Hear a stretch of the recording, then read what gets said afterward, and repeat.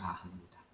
하나님께 영광의 박수 올려드리고, 왜 그런지는 여러분 너무 잘 아실 거예요. 장로님이 거의 1년이 됐죠. 그죠? 그 교심을 너무 감사드리고, 제가 오늘 또 특별한 걸 하나 봤어요. 두 분 쑥스러워하지 마시기 바랍니다. 장로님과 권사님이 나란히 이렇게 앉아 계신 걸 저는 정말 예배당에서 처음 본 것 같아요. 그러니까 그게 더 너무 인상 깊고 저는 처음 봤어요. 근데 보통 교회 가면 다들 장로님 권사님들 따로따로 알길 아세요. 각자 임무가 있기 때문에. 근데 정말 두 분이 이렇게 앉아 계시니까 앞으로도 계속 함께 하시기를 주의 이름으로 축원합니다. 너무 감사하고 권사님 수고 많으셨고 장로님 살아나심을 하나님께 영광 돌리시기 바랍니다. 할렐루야, 감사합니다. 여러분 6월이 벌써 시작됐죠. 시간이 정말 2023년이 반 간 거예요. 제가 항상 그러잖아요. 반 갔으면 다 간 거다. 앞으로 더 빨리 갈 거예요. 그러니까 이건 무슨 소리냐면 6월 한 달을 축복해달라고 어제 우리 기도했잖아요. 그리고 또 나머지 남은 6달, 7달 정말 하나님과 동행하시는 하나님의 축복받는 달이 되기를 주의 이름으로 축원합니다. 자, 우리가 지난주부터 잔치에 대해 듣고 있습니다. 예수 그리스도가 베푼 잔치. 이 잔치의 의미 4가지를 지난주에 얘기했죠. 기억나십니까? 첫 번째, 잔치는 뭐니 해도 뭐라고요? 사람들이 많이 모여야 돼요. 잔치에 결혼식이 있는데 손님이 하나도 없으면 얼마나 쓸쓸해요. 근데 많이 모이는 것도 중요하지만 더 중요한 게 뭐라고 했어요? 모여서 나누는 거예요. 여러분의 식탁이 나눔의 기적이 일어나는 식탁이 되기를 주의 이름으로 축원합니다. 그게 뭐예요? 우리가 아는 오병이의 기적이에요. 보리떡 5개, 물고기 2마리, 그 하찮은 그것 가지고 3,000명, 5,000명이 먹고도 남았다 하는 사실을 잊지 마시라. 두 번째, 잔치에는 뭐가 있어야 돼요? 잔치는 기뻐야 돼요. 잔치에 와서 남의 잔치에 와서 울면 그거 정말 민폐 중에 민폐잖아요. 그런데 이 예배가 뭐라고 그랬어요? 잔치예요. 이 예배에 신령한 기쁨이 임하게 되기를 주의 이름으로 축원합니다. 그러므로 여러분, 제가 항상 얘기하죠. 예배는 준비가 잘해요. 소망을 가지고 이 자리에 나오세요. 그럴 때 회복의 기쁨을 누리게 될 줄로 믿습니다. 그래서 할렐루야 외치게 되는 거예요. 세 번째, 이 잔치의 의미는 뭡니까? 이 잔치는 내가 즐거우라고 오는 게 아니라 누구? 호스트, 즉 초청한 주인의 기쁨에 참여하려고 오는 것임을 잊지 마시기 바랍니다. 그래서 우리는 어떻게 해요?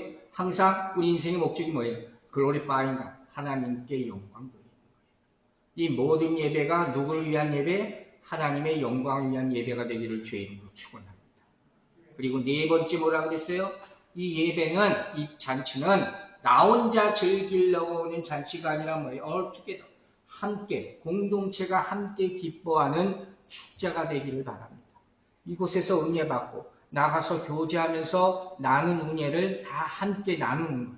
스데반같이 천사의 얼굴이 되고 나면 그 얼굴을 함께 나누는 사랑으로 보여주는 것. 그것이 진정한 은혜 받은 사람들이 모이는 잔치임을 여러분 명심하시기 바랍니다. 자, 지난주에 이 얘기를 나눴어요. 간단하게 정리를 한 거예요. 오늘 질문으로 시작을 하려고 해요. 제가 가끔 질문을 하죠.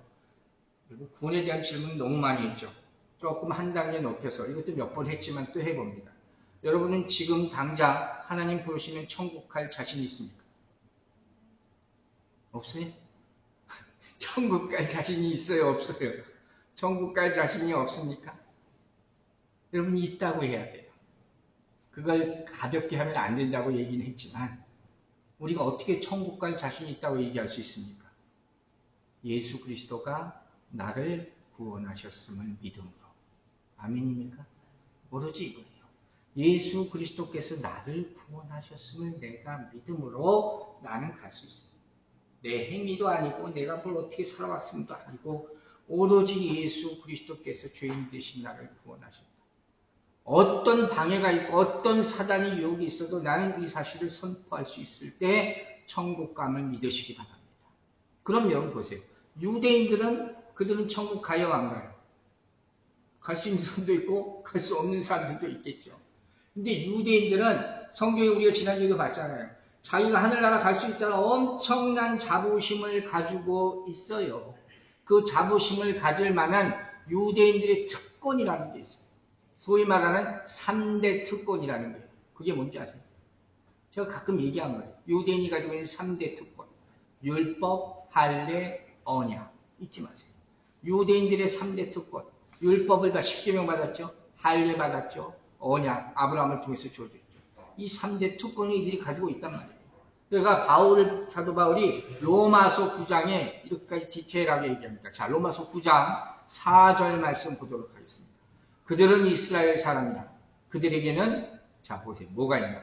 양자됨과 영광과 언약들과 율법을 세우신 것과 예배의 약속들이 있고 좋은 거는 다 받았어요. 그래서 유대인들이 이렇게 자랑할 만하다 그랬어요. 바울도 인정하는 거예요.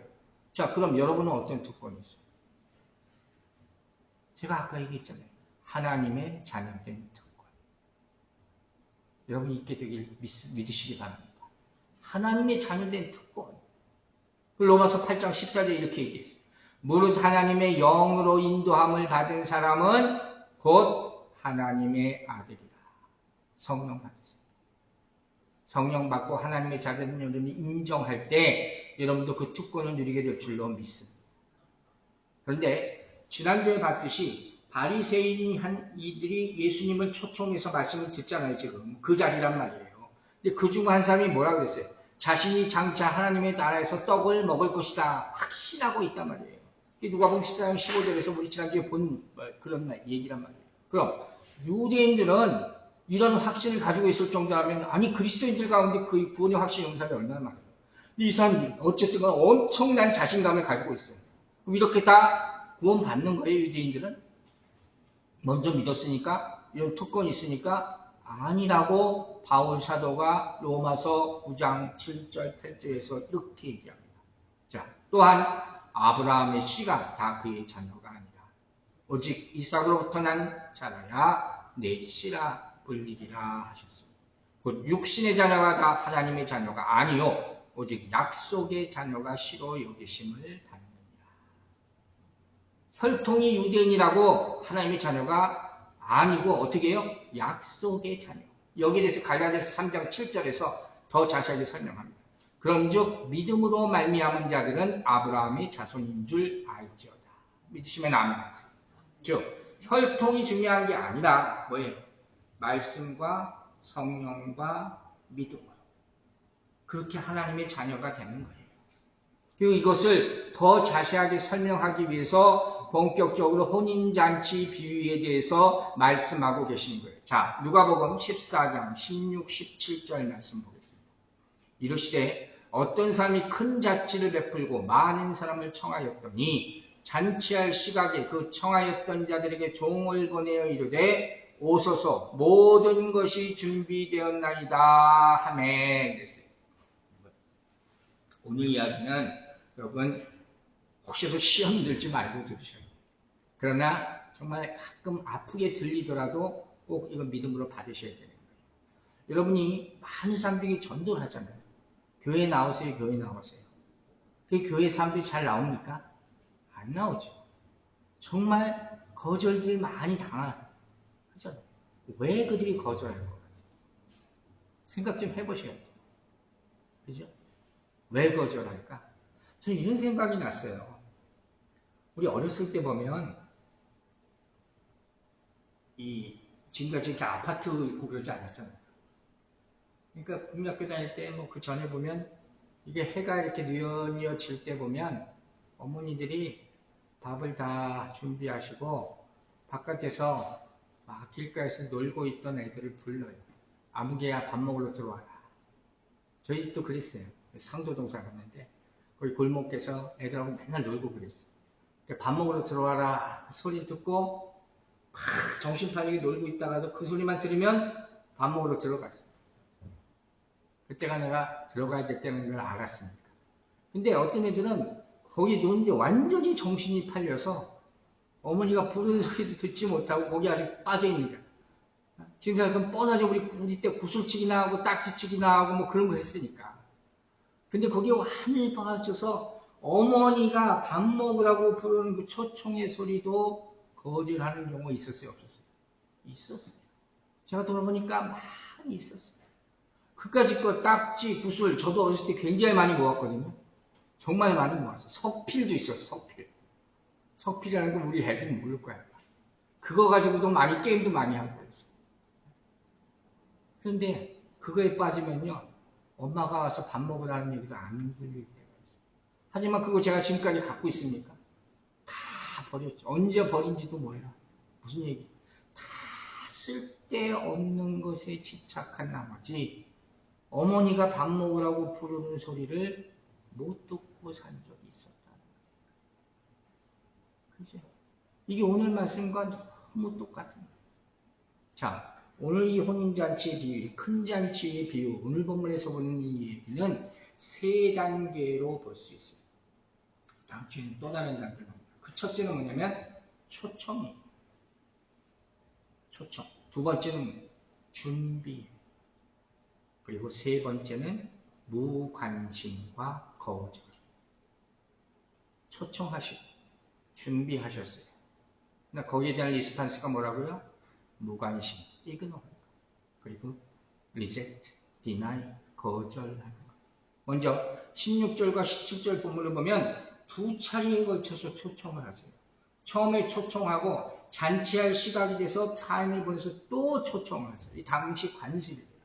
그러니까 1차 초대는 뭐예요? 이때 만찬에 참여하겠다는 사람의 숫자들을 다 대충 아는 거예요. 이미테이션 카드를 보내서 예스, 노를 우리가 이렇게 적게 하잖아요. 그 한국 사람들 잘 안 하는데 그거 꼭 해줘야 되는 거예요. 그에 맞게서 식량을, 음식을 얼마만큼 준비하느냐, 그걸 하는 거란 말이에요. 그리고 1차 초대에 억셉트를 한 사람은 2차 초대를 가서 직접 하게 되는 거예요. 몇 시에 시작합니다. 시각을 알려준다는 거예요. 그게 당시의 전통 같은 거예요. 그러니까 처음부터 나는 못 올 것 같은데 하는 건 괜찮은 거예요. 익스큐즈가 되는 거예요. 근데 1차 초대에 나는 갈 수 있습니다 해놓고 2차 초대에 안 나오는 건 이걸 뭐라고 그래요? 노쇼라고 얘기하는 거예요. 한국에 이게 많다고 옛날에 난 적이 있었어요. 뭐 뷔페 같은 거 예약을 해놨는데 오겠다고 해놓고 참석 안 하면 어떻게 돼요? 그 음식 다 날아가는 거 아니에요? 준비한 사람 뭐예요? 그 초청한 사람을 완전히 모욕하고 무시하는 그런 모습이라는 거예요. 또 그냥 부르기만 한 것도 아니에요. 자, 마태복음 22장 4절. 마태복음 22장에도 똑같은 내용이 있죠. 다시 다른 종들을 보내며 이르되 청한 사람들에게 이르기를 내가 오찬을 준비하되 나의 소와 살찐 짐승을 잡고 모든 것을 갖추었으니 혼인잔치에 오소서 하라 하였더니. 무슨 얘기예요? 아예 가서 직접 메뉴까지 설명했어요. 이거 다 준비했어.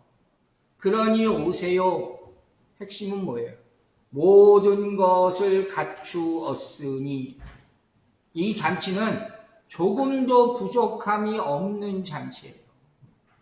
여러분 같으면 가겠어요, 안 가겠어요?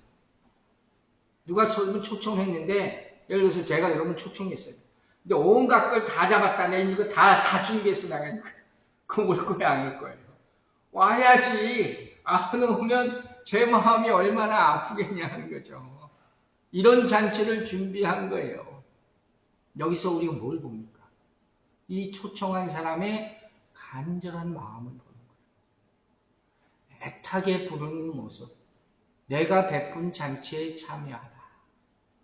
여러분, 이 마음이 어디 나왔냐면 우리가 아까 부른 찬송가 528장에 나와 있어요. 그 가사 2절에 우리가 부른 거예요. 기억해 보세요. 이런 가사예요. 간절히 오라고 부르실 때 우리는 지체하랴. 주님의 은혜를 외안히 받고 못 들은 채 하려나.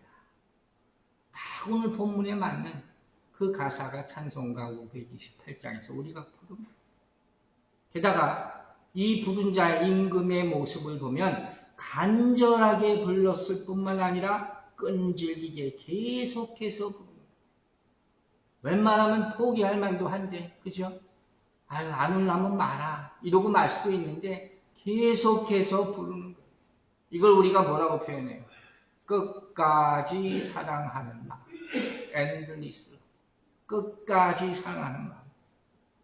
그 마음, 누구의 마음이에요? 예수 그리스도의 마음. 자, 요한복음 13장 1절에 이렇게 나타냈어요. 유월절 전에 예수께서 자기가 세상을 떠나 아버지께로 돌아가실 때가 이른 줄 아시고 세상에 있는 자기 사람들을 사랑하시되 어떻게? 끝까지 사랑하십니다. 여러분, 주님은 우리를 끈질기게 사랑하시고 간절하게 사랑하시고 죽기까지 사랑하심을 잊지 마시기 바랍니다. 우리는 그래서 이 자리에 있을 수 있는 거예요. 주님이 포기하셨다면 우리가 여기 있을 수 없는 거예요. 그 사랑을 받고 살았음을 주님께 감사하게 되길 주의 이름으로 축원합니다. 여러분, 돌아보세요. 우리가 어떻게 예수 믿게 됐어요?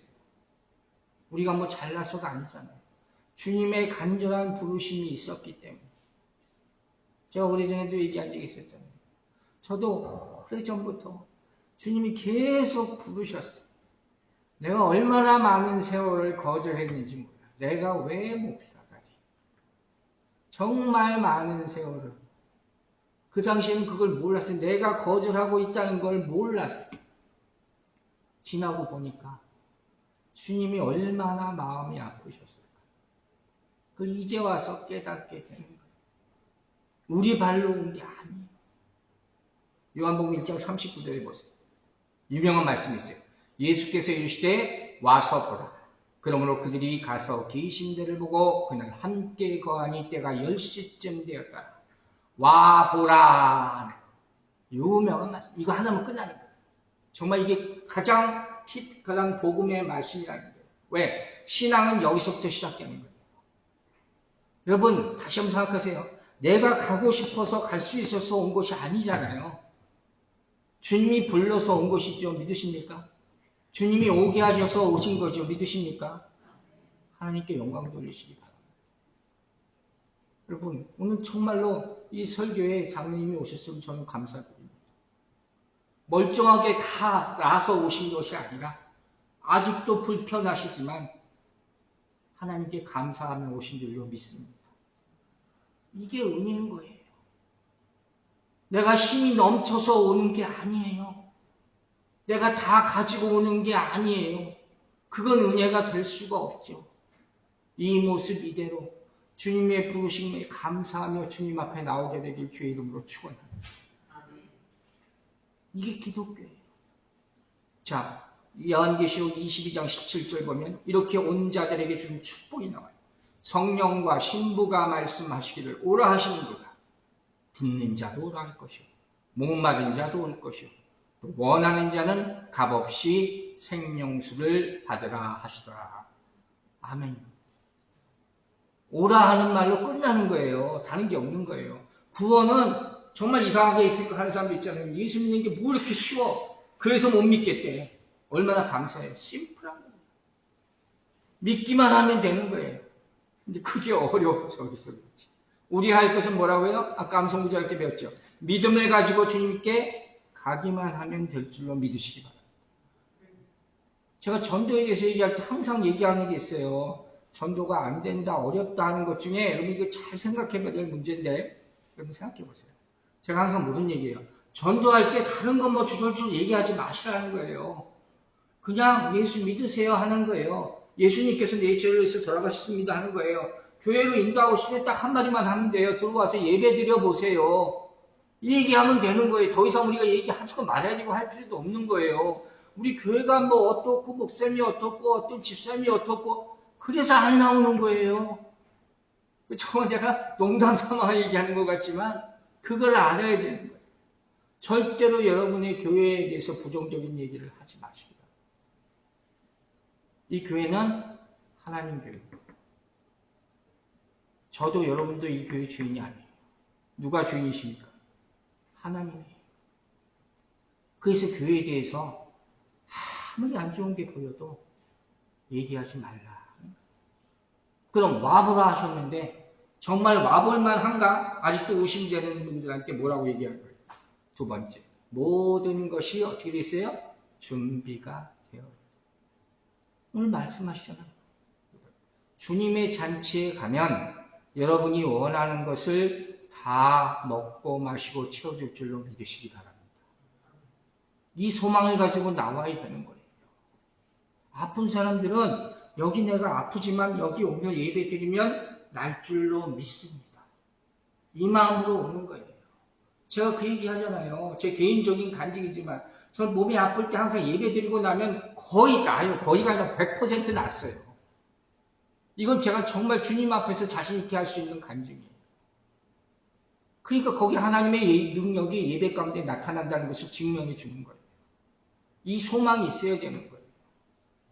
그럼 예수님께서는 이 세상 사람들을 볼 때 다 어떻게 봐요? 불쌍히 여기시는데 뭐 영혼을 불쌍히 여기시는 거예요. 다 죽어가는 영혼으로 보는 거예요. 다 목마른 영혼으로 보는 거예요. 그래서 예수님께 복음서를 보면 다 찾아다니는 사람이 우물가의 사마리아인 같은 사람들만 찾아다니잖아요. 그 사람들이 영혼을 구해내려고. 그러면서 말씀하시는 거예요. 이사야서 55장 보세요. 55장 1절 2절. 오라 너희 목마른 자들아 물러나오라. 돈 없는 자도 오라. 너희는 와서 사 먹되 돈 없이 값 없이 와서 포도주와 저주를 사라. 이게 무슨 얘기예요? 아무것도 할 것 없어. 뭘 꾸려가지고 오라는 것도 아니야. 그냥 오라 하는 거예요. 왜? 이 잔치에 큰 잔치 비유죠. 큰 사랑으로 모든 것을 준비하신 예수님이 여기 계시기 때문인 줄로 믿으시기 바랍니다. 우리는 그냥 오기만 하면 돼요. 근데 잊지 말 것 하나가 있어요. 이 잔치는 우리의 모든 필요를 채워줄 잔치임을 믿으시기 바랍니다. 그런데 동시에 이 잔치는 큰 대가를 치러서 준비한 잔치예요. 무슨 대가겠어요? 예수 그리스도께서 십자가에 피 흘려 죽으신 거예요. 여러분, 요새 마트 가면 엄청나게 물건들이 비싸다는 얘기를 많이 하죠. 이거 가지고 어떻게 상을 차리나 걱정하시는 주부들이 많단 말이에요. 근데 그것만 걱정하고 생각하지 말고 예수 그리스도께서 우리를 위하여 구원의 식탁을 마련하셨어요. 그 구원의 식탁을 마련하기 위해서 지불하신 값이 뭐예요? 십자가의 희생이라는 값이에요. 값없는 은혜는 없어요. 그 희생을 정말로 우리가 깨달을 때 그 식탁을 사모하게 될 줄로 믿습니다. 그래서 저는 이런 말을 지어봤어요. 십자가 식탁이라는 타이틀. 우리가 먹고 마시는 모든 것은 십자가 식탁이라는 거예요. 그 식탁에 올려지는 메뉴가 뭐라고요? 죄사함, 정결케 하심, 사랑케 하심, 화평케 하심, 온유하게 하심, 기쁘게 하심. 이 모든 우리에게 필요한 것이 이 식탁에 올려져 있음을 믿고 다 받아 마시기를 주의 이름으로 축원합니다. 이게 주님이 예비하신 십자가 식탁이에요.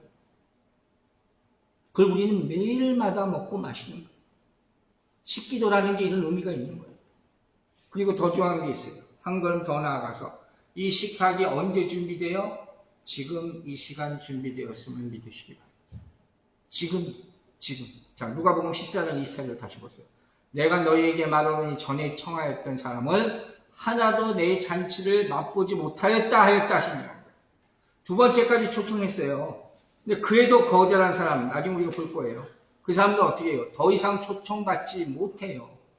은혜의 한계라는 게 있다고 분명히 제가 얘기하잖아요. 가장 중요한 것은 뭐예요? 지금 믿으라는 거예요. 지금 믿으라는 거예요. 유명한 말씀이죠. 고린도후서 6장 8절. 고린도후서 6장 8절 보세요. 내가 은혜 베풀 때 너에게 듣고 때죠. 구원의 날에 너를 도왔다. 날이 있죠. 그 다음 뭐라고 했어요? 보라 지금은 어떨 때예요? 은혜 받을 만한 때예요. 보라 지금은 구원의 날입니다. 계속해서 지금 이렇게 나오고 있는 거 아니에요. 여러분 미루지 마시기 바랍니다. 제가 상상해봤어요. 이 잔치집 대문에 뭐라고 붙어있을까? 제가 가끔 이런 거 하잖아요. 이렇게 써있을 것 같아요. 지체하지 말라. 모든 것이 지금 준비되었다. 제가 그런 말 했죠. 옛날에 초대교회 간판은 뭐일까? 기억나세요? 마라나타. 주여 어서 오시옵소서. 또 다른 얘기를 한 적이 있어요. 우리 예배당 밖으로 나갈 때 저 앞에 뭐라고 붙여놨을까? 죄인이 의인되어 나가는 것. 그죠? 천국문에 뭐라고 쓰여져 있을까? 다르게 쓰여질 수도 있지만, 천국문이라고 쓰여질 수도 있지만, 저는 이런 상상을 해봐요. 지금 믿으라. 아멘입니까? 지금 믿으라. 지금 주어진 기회를 사용하지 않으면 구원의 문이 닫혀질 수도 있다는 사실을 잊지 마시기 바랍니다. 여러분 정말 축복받은 줄로 믿으시기 바랍니다. 지금 구원받았음을 감사하시기 바랍니다. 자, 그런데 그들의 반응이 어땠어요? 이게 중요한 거예요. 그걸 오늘 보는 거예요. 누가복음 14장 18절부터 20절 보세요. 다 일치하게 사양하여, 처음부터 가슴 아픈 얘기가 나와요. 다 일치하게 사양했대요. 안 가겠다는 거예요. 이유가 나와요. 한 사람이 이르되 나는 밭을 샀음에 아무래도 나가 보아야 하겠으니 청컨대 나를 양해하도록 하라. 또 한 사람은 이르되 나는 소 5겨레를 샀음에 시험하러 가니 청컨대 나를 양해하도록 하라. 또 한 사람은 이르되 나는 장가 들었으니 그러므로 가지 못하겠노라 하는지라. 몇 가지 단어가 딱 떠올라요. 첫째 뭐예요? 이 내용을 보면 이 사람들 다 핑계를 대고 있어요. 그렇죠? 또 무슨 단어가 떠올라요? 우리가 많이 배웠던 우선순위라는 거예요. 삶의 우선순위. 또 한 가지는 무관심. 그리고 마지막 거절인 거예요. 다 가슴 아픈 일. 먼저 여러분 질문을 해볼게요. 이 변명들, 한 사람은 소 사러 가고, 한 사람은 밭 사러 가고, 한 사람은 결혼생활 즐긴다는 것. 이거 뭐 사소한 건 아니잖아요. 다 일신의 문제고, 각자 중요할 수 있는 문제고, 현실적인 문제예요. 그러나 어떤 면에서 보면, 지금 이 초청한 잔치에 오지 못하는 이유가, 이 사람들이 뭐 죽을 정도로 아파서 못 오는 게 아니에요. 누가 붙들어내서 못 오게 만들어서 못 오는 것도 아니란 말이에요. 그게 가슴 아픈 거예요. 자, 여기에 딜레마가 있는 거예요. 이게 저는 분명히 아까 얘기했어요. 이런 얘기 잘못 들으면 시험 될 수 있다는 거예요. 그러지 마세요. 목회자의 관점 그렇게 모지 마시고 모든 크리스찬의 관점이 되기를 바랍니다. 제가 뉴욕에 처음 왔을 때 정말 초창기에 어떤 분들은 들은 얘기가 있어요. 그분이 뭐라고 했냐면 목사님 뉴욕에 오면 초창기에 정말 많이 들었던 얘기가 뭔지 아세요? 바쁜 곳이에요. 바빠요. 정말 많이 들었어요. 그 다음 말이 뭔지 아세요? 바빠서 주일날 못 나오는 사람 많으니까 주일 예배 꼭 지키라는 얘기 하지 마세요. 어떻게 생각하세요? 목사가 무슨 얘기예요? 그럼 주일날 올 사람 오고 말 사람 말해야 하세요?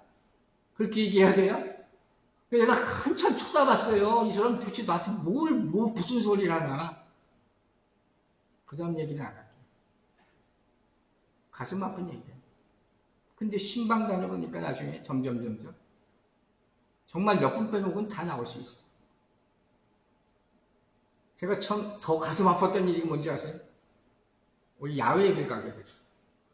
못 보던 사람들이 다 나왔어요. 참 가슴 아픈 얘기예요. 웃으면서 할 얘기가 아니라.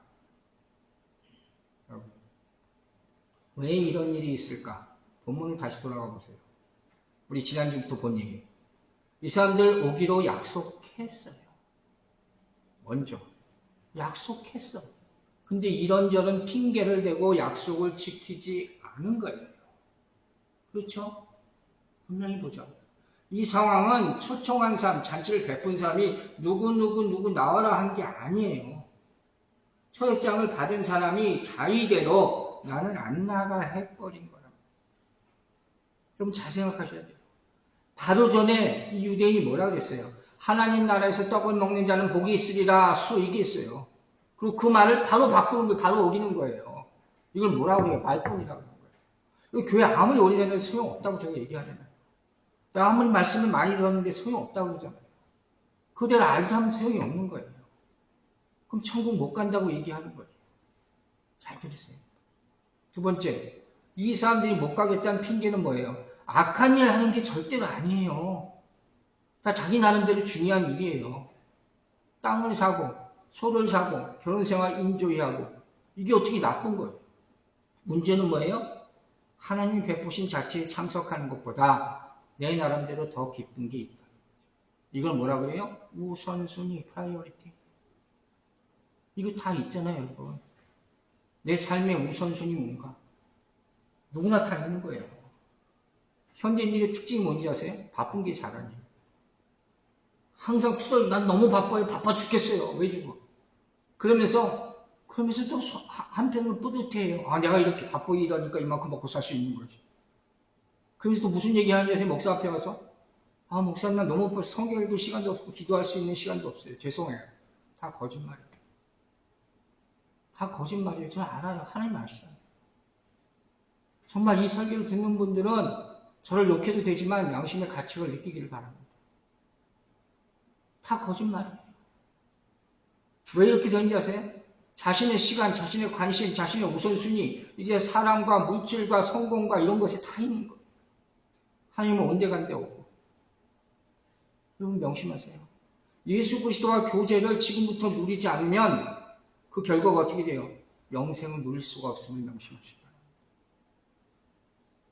이게 얼마나 가슴 떨리는 일인지 정말 여러분 깨닫게 되기를 간절히 기도합니다. 또 한 가지, 이들이 얼마나 무심한지, 얼마나 무관심한지. 자, 마태복음 22장 5절 보세요. 그들이 어떻게 했어요? 돌아보지도 않고 밑줄 짰고 있죠. 한 사람은 밭에 가고, 한 사람은 사업하러 가고. 가슴 아픈 일. 여러분, 마트 가면, 지금도 H마트 앞에, 한국마트 앞에 가면 지금도 전도하는 사람들이 있어요. 여러분, 어떻게 생각하세요? 저도 한때는 가고, 좀 부정적으로 생각한 적도 있어요. 그 전도지 받아본 분 있어요, 없어요? 받아보죠. 저는 얼마 전에도 H마트 가서 유니언스트리트 그쪽에 가가지고 그 앞에서 있다가 받았어요. 전에는 받으면서, 아유, 전 목사예요. 이러죠. 이거 너무 죄송하죠. 아니, 왜 죄송해요? 목사도 받아야 돼요. 여러분, 잘 생각하세요. 이거 맨날 있는 건데, 아우, 저 사람은 왜 저러나 하고, 다 버려요, 다 버려. 다 버려. 왜 버려요, 여러분? 여러분이 말씀 다 알아요? 어떤 분 저한테 그런 얘기 한 적 있어요. 한 번이라도 그거 좀 읽어봤으면 좋겠다. 자기도 그거 보고 우리 교회도 이렇게 좀 전도지 좀 만들었으면 좋겠다. 그 얘기를 저한테 직접 하신 집사님이 있어요. 뭐가 옳은 거예요? 누가복음 14장 18절에 뭐라고 얘기했어요? 아까 얘기했잖아요. 다 일치하게 사양하여. 마태복음에는 돌아보지도 않고. 이 정말 가슴 찢어지게 아프니 어쩌면 이렇게까지 할 수 있을까요? 뭐 가져오라는 것도 아니에요. 뭐 돈 내라는 것도 아니에요. 그냥 잔치의 기쁨에 참여하세요. 이게 주제 아닙니까? 이 비유의 주제 그냥 오라는 거예요. 그래서 우리가 이제부터 보자는 건 뭐예요? 마지막으로 함께 하고자 하는 이 초청, 이 사랑의 초청에 거절당하는 아픔이 있다는 거예요. 누가? 하나님. 얼마나 아프셨어요. 제가 아까 고백도 했잖아요. 내가 얼마나 많이 거절했죠. 얼마나 그분이 아프셨어요. 이 얘기를 잘 보세요. 이게 정말 충격적인 얘기 아니에요? 아니, 뭐가 그렇게까지 싫은가? 그런 분들이 있어요. 비웃는 분들도 있지만, 정말 쳐다도 안 본다. 이런 분들도 있어요. 왜 이렇게 됐을까? 많은 이유가 있지만 제가 하나만 오늘 얘기하려고. 공통적인 이유가 뭔지 아세요?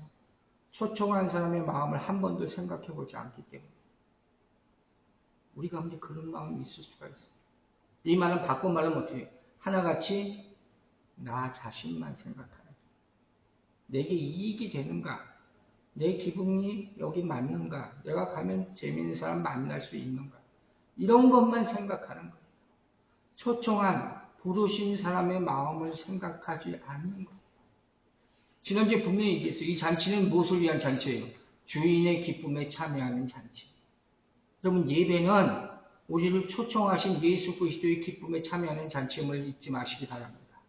그래서 영광 돌리는 거예요. 예배 처음에 call to worship 지난주에 얘기했죠. 예배 초청이라는 게 반드시 있는 이유가 바로 여기 있는 거예요. 누가 초청했습니까? 주님이 초청하신 예배에 와서 참여하는 기쁨을 누리시기를 주 이름으로 축원합니다. 오로지 이게 가장 중요한 거예요. 이걸 잊어서는 안 되는 거예요. 여러분, 우리가 인생 살다 보면 입장 바꿔서 한번 생각해 보자고요. 거절의 아픔이라는 걸 당해본 적이 있어요, 없어요? 아마 다 있을 거예요. 어떻게 없을 수가 있어요. 세상 사람들이 결혼할 때 무릎 꿇고 반지 꿇고 받아주세요. Will you marry me 하잖아요. 그때 만약에 그 여자가 I'm sorry 하면 그런 거 많이 나오잖아요.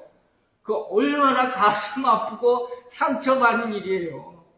그래서 무슨 일까지 벌어져요? 자살, 소동까지 벌어져요. 자살까지는 안 가고 자살하겠다 막 난리 치는 것까지 하는 거예요. 그러나 그만큼 상처받을 수밖에 없는 거예요. 자, 그럼 여러분 생각해 보세요. 예수 그리스도가 여러분의 신랑이 되십니까? 아멘이죠. 예수 그리스도가 여러분의 신랑 되시면 맞습니까? 그분이 여러분을 초청할 때 거부하면 되겠어요? 안 되겠어요? 절대로 안 되는 거예요. 그래서 안 되는 거예요. 그런데도 왜 초청을 거부하세요? 아직도 내 삶의 주인이 나라고 있기 때문에. 아직도 내 마음대로기 때문에. 여러분 결혼식 때 아무리 생활이 어려워도 뭐해요? 링 끼죠? 링. 이 링의 의미가 뭔지 아시죠? 영원한 언약. 그 생각하면서 끼는 거예요. 여러분 잊지 마세요. 우리는 하나님의 언약, 하나님의 은혜를 거부할 권리가 없어요. 오늘도 주님의 초청에 절대로 거부하지 않게 되기를 주의 이름으로 축원합니다. 또한 어떻게 했어요? 아까 서두에서 봤잖아요. 처음 한 번만 부른 게 아니라 거듭해서 불렀어요. 자기가 어떻게 컨트롤할 수 있어요? 없어요? 할 수 있다는 거예요. 익스큐즈 한 사람도 있지만 그냥 안 본 사람도 있잖아요. 이 스케줄을 조절할 수 있는 거예요. 즉 이 말은 뭐예요? 준비하라. 제가 수도 없이 얘기합니다. 왜 준비해야 돼요? 마지막 초청이 있기 때문에. 그죠? 이 마지막 초청은 준비한 사람만 들어갈 수 있음을 잊지 마시기 바랍니다. 결정적인 거예요. 이게 마라나타예요. 그래서 이 신앙이 있어야 되는 거예요. 여러분 생각해 보세요. 언제든지 갈 준비가 되어 있습니까? 아니면 언제든지 외면할 준비가 되어 있습니까? 가슴 아픈 건 후자가 더 많다는 거예요. 안 가도 돼. 그죠? 그러니까 쉽게 안 오는 거예요. 여러분, 제가 감히 복음의 초청을 거부하는 사람들에게 워닝을 하나 합니다. 용서하고 들으시기 바랍니다. 하나님의 초청을 거부하는 자들은 자신의 좋아하는 사람, 물질, 이런 것에 자신의 영혼을 묶고 있는 거예요. 그래서 하나님의 구원의 초청을 거절하고 있는 거예요.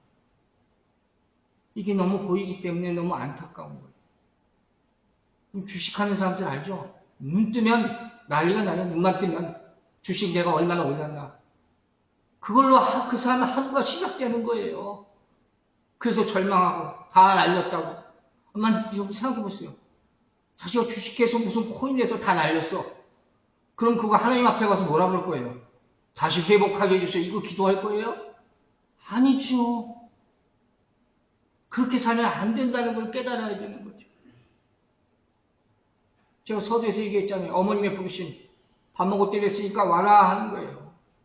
그리고 우리 남은 시간이 얼마나 될지 모르지만 절대로 낭비하지 않게 되기를 주의 이름으로 축원합니다. 창세기 49장 보면 굉장히 중요한 말씀 하나 있는데 오늘 짧게 설명하고 마칠게요. 49장 11절. 그의 나귀를 포도나무에 매며 그의 암나귀 새끼를 아름다운 포도나무에 맬 것이며. 자, 이게 설명하자면 무슨 얘기냐면 이 포도나무가 누구 상징이에요? 예수 그리스도. 암나귀 새끼를 맨다는 것은 예수님 입성하실 때 나귀 새끼 매 있는 걸 가져오라고 그러잖아요. 그걸 얘기하는 거예요. 사실 굉장히 뒷부분인데. 그래서 어떻게 해요? 그 가져온 나귀 새끼에 예수님이 타시잖아요. 올라타시잖아요. 그걸 뭐라고 해요? 연합이라고 하는 거예요. 신앙적으로 엄청난 중요한 의미가 있는 거예요. 이것을 요한복음 15장에서 뭐라고 표현했어요? 포도나무와 가지 붙어 있어야 한다. 그러면 어떻게 돼요? 생명이 나오게 될 줄과 믿으시기 바랍니다. 즉 여러분의 인생은 어디 매여 있어야 돼요? 예수 그리스도에 매여 있어야 돼요. 믿으시면 아멘 하시기 바랍니다. 이래야 사는 거예요. 여러분 오늘 설교 정리를 합니다. 여러분에게 정말 예배가 필요합니까? 예배가 정말 가장 우선순위가 됩니까? 여기에 어떻게 대답하느냐가 여러분의 장래 운명을 좌우할 수 있는 거예요. 삶의 어려움에서 계속 얘기하는 분들이 있습니다. 그분들을 다시 한번 들으시기 바랍니다. 그 어려움에 묶여있지 말고 주님께 묶여있게 되기를 주의 이름으로 축원합니다. 여러분 인생의 첫 번째 우선순위가 이 예배가 하나님의 초청한 자리가 되지 못하면 여러분의 인생은 항상 다른 문제로 인하여 힘들 수밖에 없습니다. 왜? 그 문제를 해결해 줄 수 있는 분은 주님 한 분밖에 없기 때문이에요. 여러분, 기도하지 않으면서 불평하지 마세요. 가짜 형식 기도하면서 원망하지 마세요. 주님은 다 아십니다. 마태복음 19장 29절 마지막으로 봅니다. 또 내 이름을 위하여 집이나 형제나 자매나 부모나 자식이나 전토를 벌인 자마다 여러 배를 받고 또 영생을 상속하리라. 버리는 게 어렵죠. 그래서 어떻게 해요? 작은 버림부터 시작하라는 거예요.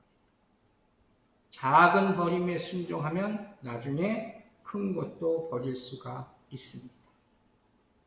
그냥 버리면 끝나는 게 아니죠. 어떻게 돼요? 작은 것 하나를 버릴 때 하나님의 은총이 찾아올 줄로 믿으시기 바랍니다. 하나님과 점점 교제가 깊어지고 사귀는 기쁨이 커질수록 버리는 것이 하나도 아깝지 않게 될 줄로 믿으시기 바랍니다. 오늘 설교 마칠게요. 제가 갑자기 이런 비교를 해보려고 했어요. 이제 무더운 여름이 찾아오고 있어요. 코카콜라, 코 좋아하시는 분 있죠. 코크하고 예배 비교가 될까요? 콜라는 먹으면 콕 쏘는 게 있죠. 자극성이 있고 목마를 때 정말 하나 먹으면 딱 좋죠. 근데 이게 카페인이 있어요. 중독성이 있죠. 그거 마셔도 그때뿐이지 또 목이 마릅니다. 근데 주님이 예배하신 이 예배에 오면 콕같이 자극하는 것은 없을지 몰라도 영원히 목마르지 않는 생수를 마시게 될 줄로 믿으시기 바랍니다. 와보라. 예수님이 청하셨어요. 거부하지 말고 지체하지 말고 이 일생일대의 기회를 놓치지 마시기 바랍니다. 청함을 받았습니다.